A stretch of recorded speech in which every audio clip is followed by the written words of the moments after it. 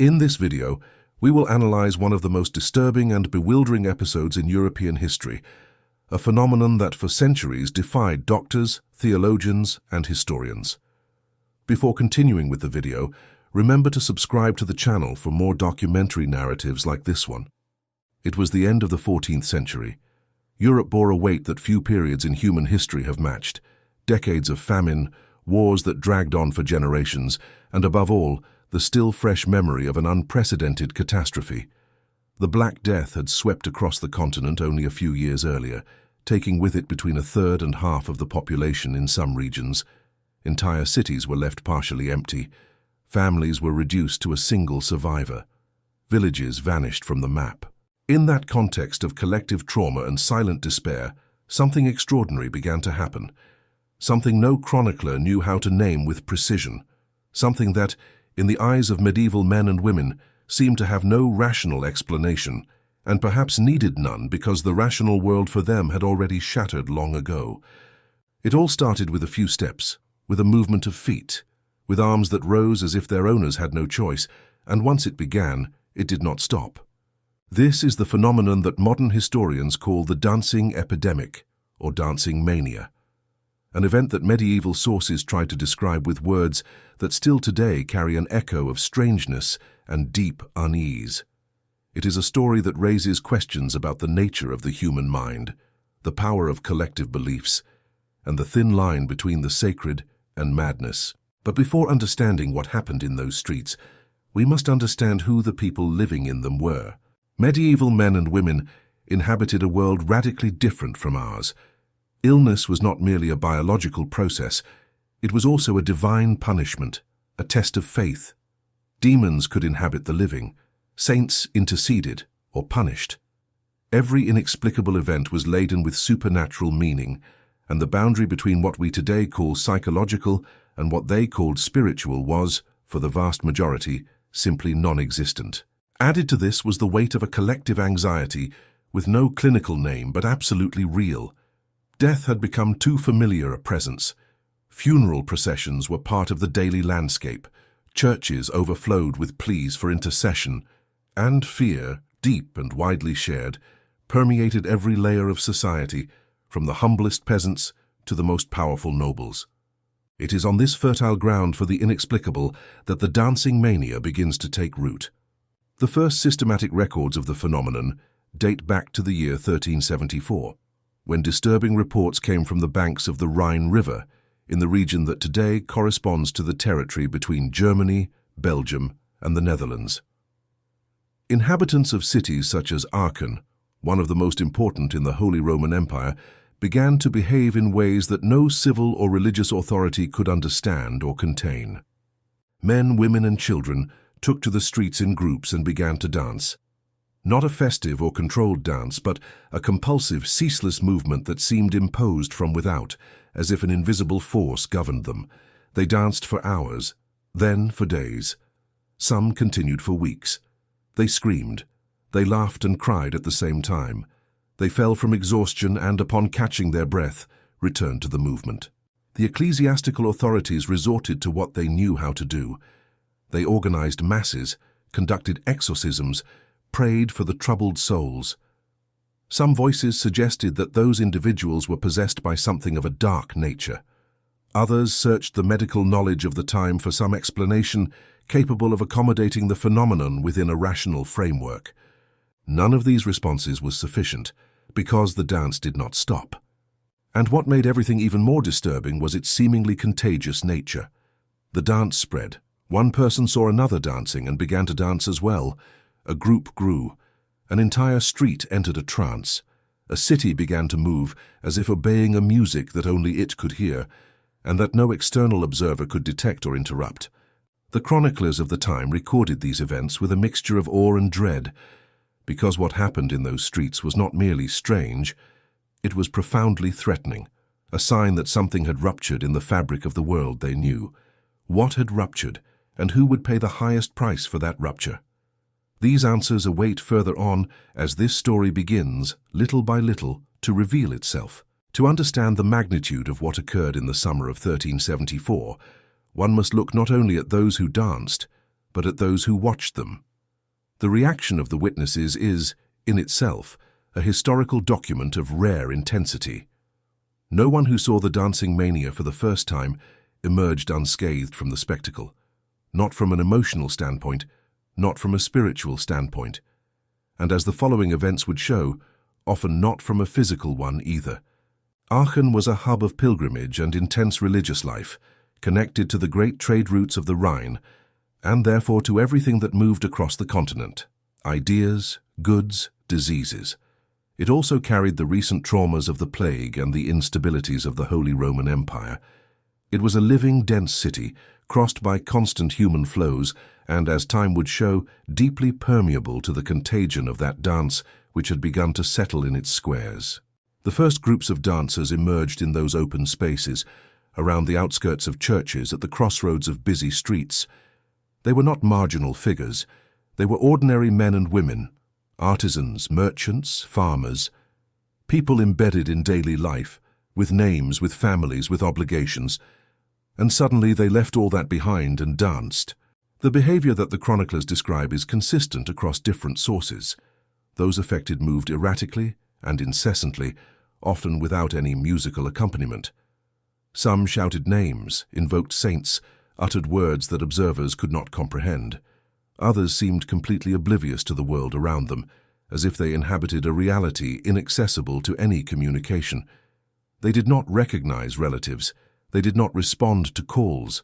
They did not stop when someone tried to restrain them.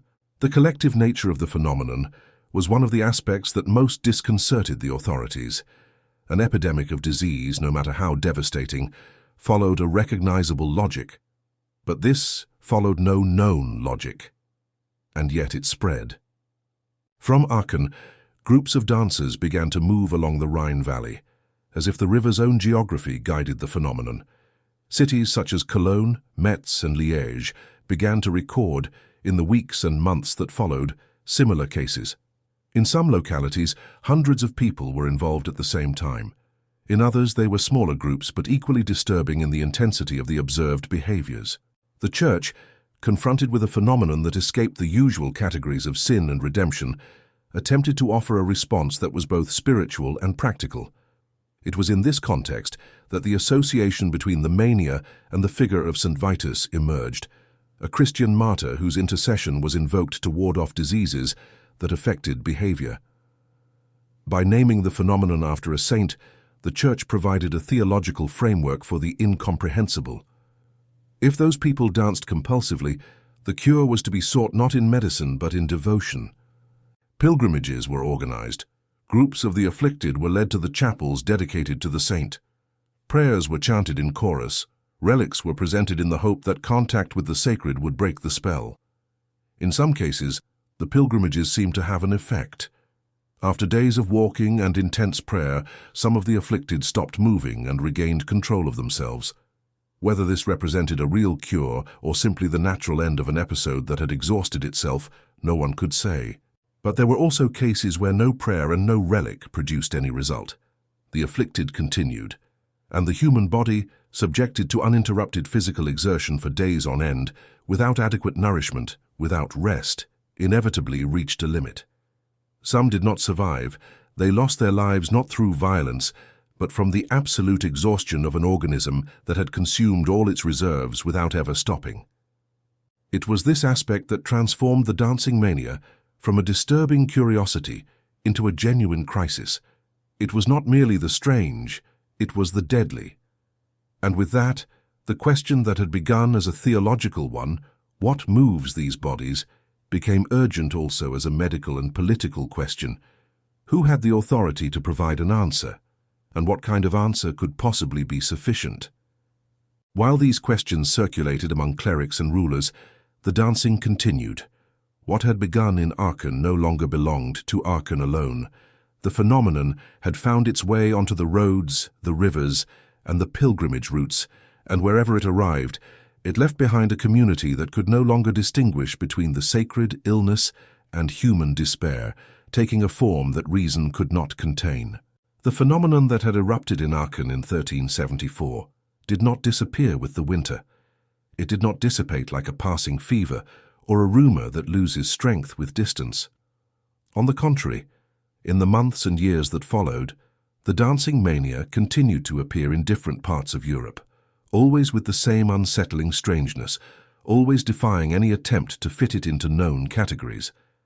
And it was this persistence that forced, for the first time, a more uncomfortable question: what if the problem was not merely spiritual? While the Church maintained its position that the phenomenon was supernatural in nature, curable through the intercession of the saints, another voice began to gain ground in the universities and in the chambers of rulers. It was the voice of medieval medicine, with its humors, its planets, and its theories inherited from Galen and Avicenna. A medicine that operated within a universe very different from our own, but that tried in its own way to find natural causes for what theology could not resolve on its own. The physicians of the time proposed explanations that made sense within the system of knowledge available. Some believed that the blood of those affected had become imbalanced, overheated by the summer heat, and accumulated emotional agitation. Others pointed to an excess of black bile, associated in the Galenic tradition with melancholy and disturbances of the spirit. There were even those who suggested astrological influences. The alignment of certain planets had created conditions favorable for bodies weakened by hunger and grief to succumb to altered states of consciousness. None of these hypotheses explained why the dance spread from person to person, but the mere fact that physicians were formulating answers represented in itself a significant shift. The human body, and not merely the soul, was being placed at the center of investigation. This new perspective led to a more careful observation of who exactly was affected by the mania, and the patterns that emerged were revealing. The vast majority of dancers belonged to the most vulnerable layers of society: peasants, urban workers, beggars, pilgrims. They were people living under constant pressure, the pressure of hunger, debt, epidemics, uncertainty. They had concrete and profound reasons for despair, even if there was no adequate word in the vocabulary of the time to describe it. There was also a marked presence of women among those affected. Ecclesiastical authorities quickly associated this predominance with medieval theories about women's supposed fragility. The idea that women were more susceptible to possession and trance states. It was an interpretation that said more about the prejudices of the time than about any medical reality, but it deeply shaped how the phenomenon was recorded and treated for decades. What the historical records allow us to see, with the more careful gaze that temporal distance affords us, is something different. The dancing mania tended to erupt in times and places where social tensions had reached a breaking point. After destroyed harvests, after disease outbreaks, after wars that left communities without bearings and without hope, as if the collective body, unable to process a suffering that had neither voice nor form, found in that compulsive dance a channel of release, involuntary, overwhelming, and completely uncontrollable for those affected themselves.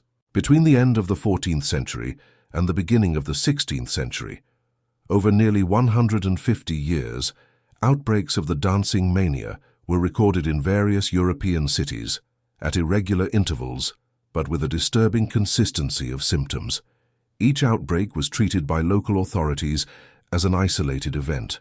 Some cities resorted to exorcism, others to pilgrimage, yet others tried to isolate the affected, as if the contagion could be contained by physical separation.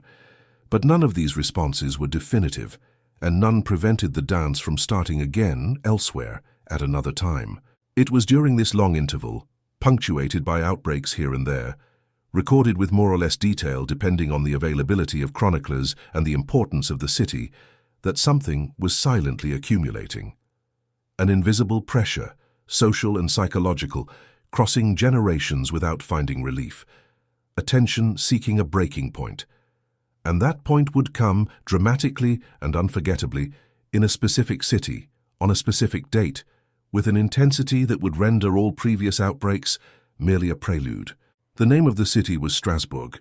The year was 1518, and what happened there would forever change how history recorded the dancing mania, and how centuries later science would finally attempt to understand it.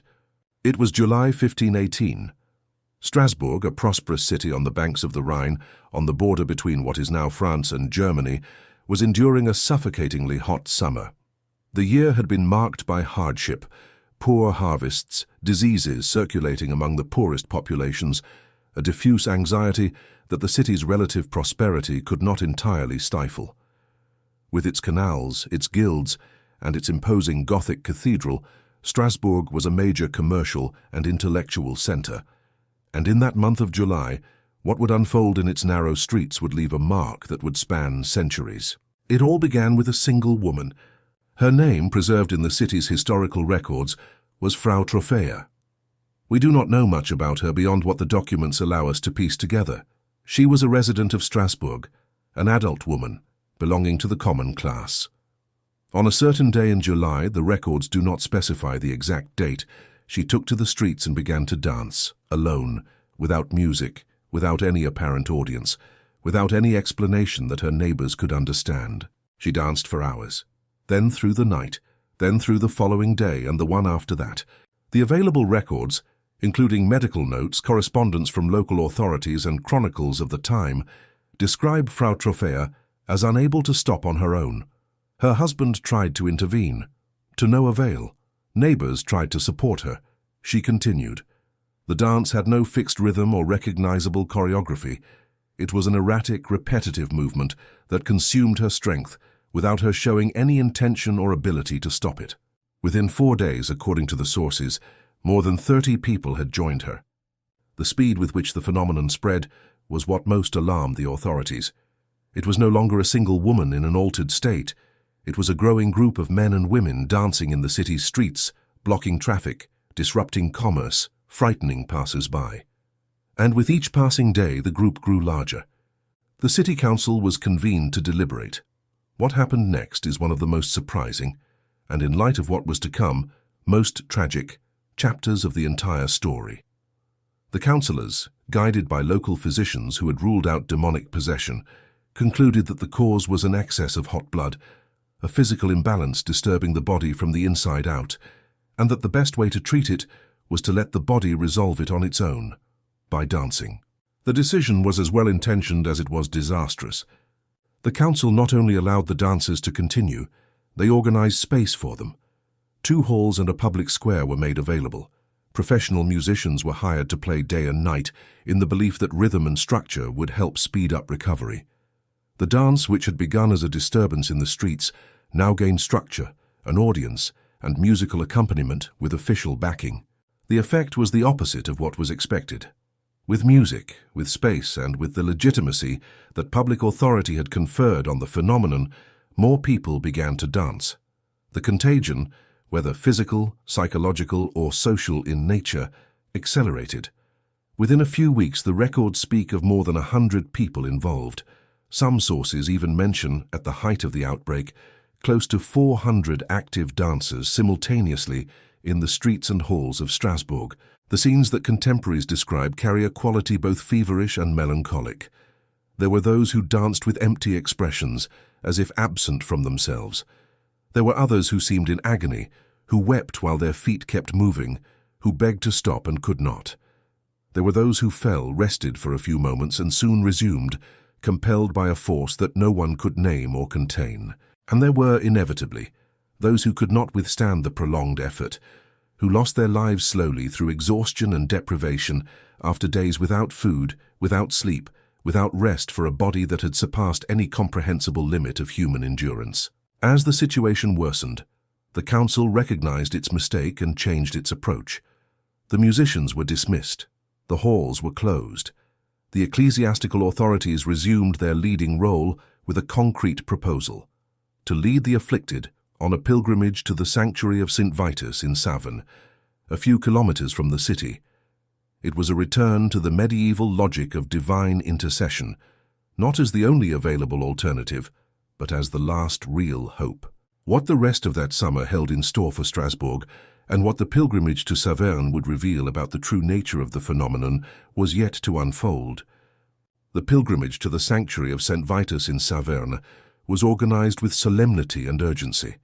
The dancers of Strasbourg, or those who could still walk after days or weeks of ceaseless movement, were led along the paths that crossed Alsace. Some were carried in carts, others made the journey on foot, their bodies exhausted but their movements still uncontrollable, in a spectacle that must have appeared, to those who saw them pass, as something between a religious procession and a collective nightmare. What happened in Saverne is not entirely clear from the records. The sources mention exorcism ceremonies, collective prayers, and contact with the saints' relics. The documents suggest that, in the weeks following the pilgrimage, the outbreak gradually diminished. The dancing did not cease overnight. It slowly lost strength like a wave dissipating in the distance, with no one able to identify the exact moment when everything ended. Until, at some point in the autumn of 1518, Strasbourg was once again silent. What had happened? Was it a miraculous cure? Was it the simple physical exhaustion of bodies that had danced beyond any limit? Was it the end of a psychological cycle that had naturally run its course? No contemporary could answer, and each saw in the outcome the confirmation of what they had already believed before it all began. What Strasbourg did not know that autumn was that it was bequeathing to history one of the most documented and debated cases in medicine and psychology. Centuries later, researchers would pore over the phenomenon with the tools of modern knowledge, and the outbreak of 1518, with its medical records, its municipal minutes, and its detailed chronicles, would become the preferred starting point for that investigation. And the theories that would emerge would be as diverse and revealing as the phenomenon they sought to explain. The first major hypothesis to gain traction was that of ergot poisoning, a fungus that parasitizes cereals, especially rye, and produces substances with powerful effects on the central nervous system. The consumption of contaminated grains can cause muscle spasms, states of intense agitation, and vivid hallucinations. Rye bread was the staple food of the poorer classes in medieval Europe, and the years preceding the great outbreaks of dancing mania were often marked by poor harvests, ideal conditions for the proliferation of the fungus in grain stored in damp granaries. The theory is seductive for the elegance with which it connects the material conditions of the time to the phenomenon. But it faces serious problems. Ergot poisoning tends to produce spasms and involuntary muscle contraction, not the relatively coordinated rhythmic movement the chroniclers describe in the dances. Moreover, outbreaks occurred with propagation patterns that do not match what one would expect from collective food poisoning. And perhaps the most serious problem, ergot affects indiscriminately everyone who consumes the contaminated grain. But the mania always showed a selective character, striking some within a community while leaving others completely untouched. The second hypothesis, more widely accepted by contemporary scholars, is that of mass psychogenic illness, a phenomenon in which real physical symptoms spread through essentially psychological mechanisms without an identifiable organic cause. It is not a matter of pretense. Those affected truly lose control of their movements, truly suffer serious physical consequences. What the theory holds is that the trigger is the collective psychological state itself, the accumulated trauma, the fear, and the heightened suggestibility of populations living under extreme pressure with no resources to express it. This explanation finds support in similar cases recorded in other cultures and centuries. The history of medicine documents outbreaks of involuntary collective behavior in medieval convents, in 19th century communities, and in 20th century schools. The mechanism appears to be universal. An initial spark finds the fertile ground of a community sufficiently weakened for the behavior to spread, unconsciously, as a response to the unbearable. But even this theory does not answer everything. Why the dance specifically? Why not another collective behavior? Why those towns, at those exact moments? What was unique about those communities that made them vulnerable in ways others were not? These questions remain open, and it is precisely in the space they open that the story of the dancing mania reveals its deepest dimension and the one most unsettling for what we believe we know about the human mind and the invisible limits that separate it from rupture. Why the dance? This is perhaps the simplest and at the same time the most difficult question in this entire story. Not why people danced without stopping, that modern science can at least frame within understandable categories, but why the dance, specifically, was the behavior that emerged. Why not collective weeping, mass flight, or absolute silence? Why the movement? Why the feet? The most convincing answer that contemporary scholars have found is not in the dancers' bodies, it is in the culture that shaped them. The British historian John Waller, author of one of the most comprehensive studies of the dancing mania, argues that to understand the phenomenon, one must understand what he calls the cultural reservoir of an era. Every society possesses a set of behaviors available for expressing states that exceed the limits of ordinary language. In medieval Europe, dance had an ambiguous and powerful presence in the collective imagination. It was festive and penitential, profane and sacred at the same time. There was the tradition of the dance of death, which had run through the European imagination since the 14th century, with the image of skeletons dragging kings and peasants, young and old, toward the same inevitable fate. Dance was, in that symbolic universe, a frontier between the living and the dead, and to evoke that frontier in a moment of collective despair was not arbitrary. In this context, when collective suffering exceeded the threshold of the bearable, dancing was not a random behavior. It was a culturally coded response, the language those communities possessed to express the inexpressible, and which their own bodies, under extreme pressure, triggered involuntarily and irresistibly.